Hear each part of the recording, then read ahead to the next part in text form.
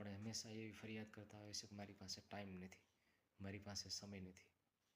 કેટલો બધો સમય છે? 24 કલાકનો સમય તો તમને દરરોજ આપવામાં આવે છે. તેમ છતાં તારી પાસે ટાઈમ નથી.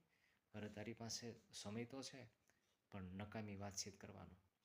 તારી પાસે ક્રિકેટ જોવાનો સમય છે, તારી પાસે નકામી સિરિયલ જોવાનો સમય છે, તારી પાસે મોબાઈલ ખોતરવાનો સમય છે, પણ તારી પાસે તારા જીવન માટે જરૂરી સમય જ્યાં જરૂર છે, જ્યાં વાપરવાની જરૂર છે, એની માટે તારી પાસે સમય નથી. મિત્રો, સમય બહુ કિંમતી છે. એક એક સેકન્ડ, એક એક પળ જીવનમાં બહુ જરૂરી છે અને એનું મહત્ત્વ છે. મિત્રો, સમયની કિંમત કરતાં શીખો, સમયની કદર કરતાં શીખો. જે મિત્રો સમયની કદર કરે છે, આજ એ મિત્રો ટોપ પર છે.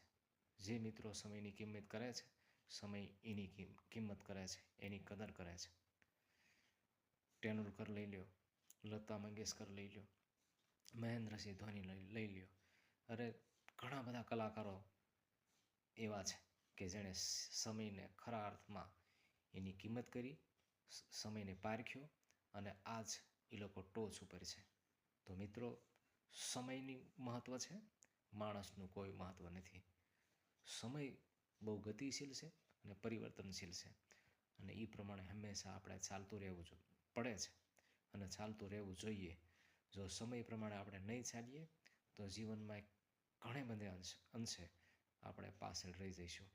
તો મિત્રો, સમયની કદર કરતાં શીખો, સમયની કિંમત કરતાં શીખો.